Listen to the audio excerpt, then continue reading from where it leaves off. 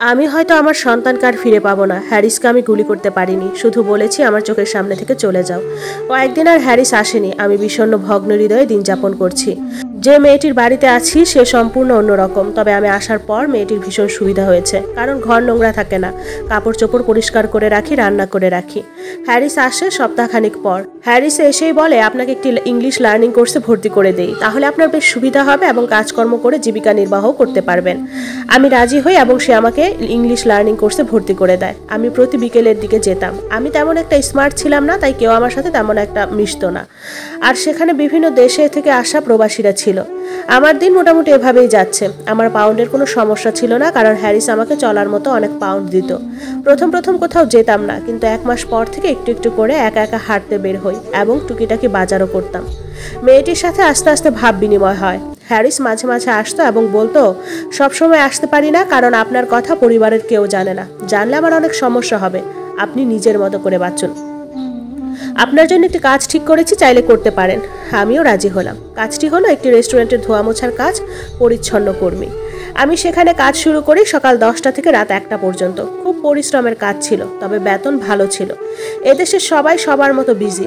আমিও ধীরে ধীরে সময়ের সাথে সাথে নিজেকে মানিয়ে নিয়েছি। বাড়িতেও টাকা পাঠাতাম। আমার মা প্রথম প্রথম অনেক কান্না করতো, কারণ না বলে এত দূর এসেছি। দেখতে দেখতে কয়েকটি বছর কেটে গেল। আমি মেয়েটির বাসায় আছি। একটা টাকাও ভাড়া নিত না। হ্যারিসের বন্ধু ছিল। এর মধ্যে মেয়েটি বিয়ে করে এবং কয়েক মাস সে তার স্বামীর বাড়িতে গিয়ে থাকে। তখন বাড়িটা পুরোটা আমার দায়িত্বে দিয়ে যায়।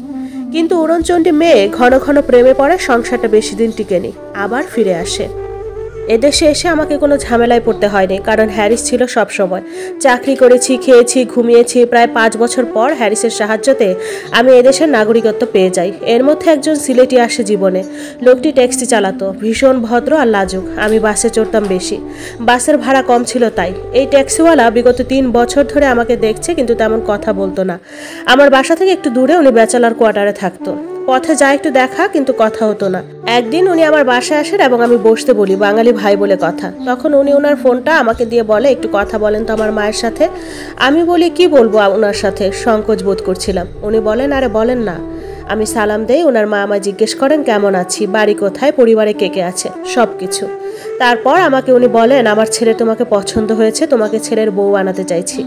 আমি লজ্জায় কোনো উত্তর দেই নাই এবং ওনার ফোন ওনাকে দিয়ে দেই। এরপর ওনার জন্য কফি করে আনি আর ওনাকে বলি আমার জীবনে 2টা বিবাহ হয়েছে। আমার অতীতের সমস্ত কথা বলি আর বলি বিবাহ করা সম্ভব না। উনি উত্তর দেয়, তোমাকে পাশে রাখতে চাই, অতীতকে অতীতের রাস্তায় ফেলে আসো, বর্তমানে না। আমি তোমার সম্মতির অপেক্ষায় থাকবো। এভাবে কেটে যায় আরও 9 মাস। উনি পথে আমাকে দেখলে সালাম দিতেন, কেমন আছি জিজ্ঞেস করতেন। ভীষণ লাজুক স্বভাবের ছিল উনি। মোটামুটি কয়েকজন প্রবাসী বাঙালি থেকে ওনার খবর নিয়েছি। ছেলেটা ভীষণ ভালো, বাজে কোনো নেশা নাই। আমি হ্যারিসকে বলি বিবাহ করব, তুমি কি আসবে? তখন হ্যারিস বলে আগামী 3 মাসে আসতে পারবো না, সে ব্যবসার কাজে অন্য একটা দেশে আছে। আমি রেস্টুরেন্টের কাজটা ছেড়ে দিই। এক সকালবেলা সুন্দর করে সেজে, হিজাব করে এবং আকাশি রঙের একটি শাড়ি পরে ওনার ব্যাচেলার কোয়ার্টারের সামনে যাই। উনি তখন ঘুমেছিলেন। ওনার পাশের একজন রুমমেটকে বলি ওনাকে ডেকে দিতে, বলবেন একটা মেয়ে ডাকছে। উনি ট্রাউজার এবং একটি টি-শার্ট গায়ে দিয়ে আসে। আমাকে দেখে অবাক হয়ে যায়, কারণ উনি কল্পনাও করেনি যে আমি আসবো।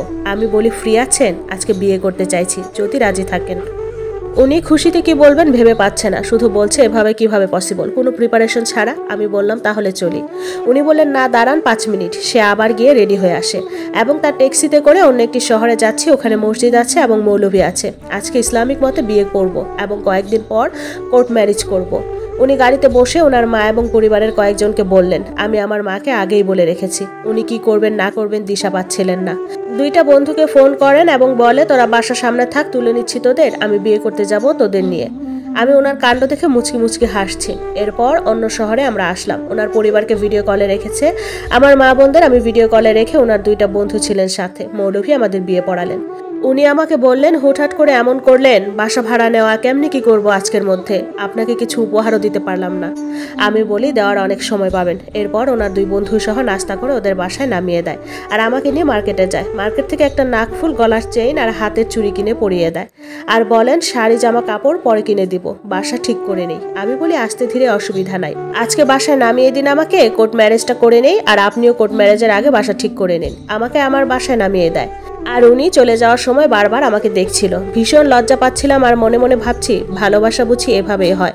বাসা আসার পর দেখি মেয়েটা এসেছে, কফি বানিয়ে নিলাম 2 কাপ। কফি খেতে খেতে মেয়েটাকে বললাম আমি আজ বিয়ে করেছি আমার ধর্মের রীতিতে, কয়েকদিন পর কোর্ট ম্যারেজ করবো, তুমি কি সাথে যাবে? সাথে আমাকে জড়িয়ে ধরে অভিনন্দন জানায়। আমি বলি তুমি অনেক করেছো আমার জন্য, আমি এখন চলে যাব, আমার স্বামী বাসা ভাড়া নিলে। সে আমাকে জড়িয়ে ধরে কান্না করে দেয় আর বলে না তুমি যেও না আমাকে ছেড়ে, আমার ভালো লাগবে না, তোমার স্বামীকে বলো এখানে আসতে এখানে থাকতে। আমি বলি না তা কি করে হয়, এতদিন আমাকে দয়া করে রেখেছো আর না। সে বলে না তোমাকে ছাড়বো না, সে নাসর বান্দা। আমি বললাম তাহলে ভাড়া দিব। সে বলে দেখা যাবে। বিকেলের দিকে সে আমাকে দেখতে আসে, আমার জন্য ফলমূল আনে আর বলে আপনাকে অনেক সুন্দর লাগছে। আমি বলি বাসা ভাড়া নিতে হবে না, এখানেই থাকবো, মেয়েটাকে ভাড়া দিলে হবে। সে বলে আপনার ইচ্ছা, আপনার যেখানে শান্তি লাগে সেখানে থাকুন, আর আপনি চাকরি করবেন না, আমি যা কামাবো তাতে আপনার আমার হয়ে যাবে। আমি বললাম আচ্ছা। কয়েকদিন পর কোর্টে গিয়ে কোর্ট ম্যারেজ হয় এবং আমরা সংসার শুরু করি। বছর ঘুরতে আমার কোল আলো করে আমার একটি কন্যা সন্তান হয়। আমার উনি আমাকে চোখে হারাতেন, ওনার পুরো দুনিয়া ছিলাম আমরা। সময় সময় নিয়মে চলে যায়, ওনার সাথে বহু বসন্ত একসাথে পার করলাম। আমার মাথার চুলও কালো রং থেকে সাদা রং হলো। দেখতে দেখতে আমার 5টা কন্যা সন্তান দুনিয়ায় আসলো। আফসোস আমার বড় সন্তানটাকে আমি আর পেলাম না। হ্যারিসও তার খোঁজ জানে না, ওই কাজিনটাও খোঁজ করেছে কিন্তু আর খোঁজ পেল না। আমার 5টা কন্যা সন্তানের দিকে তাকিয়ে ওর শোকটা কিছুটা ভুলার চেষ্টা করি।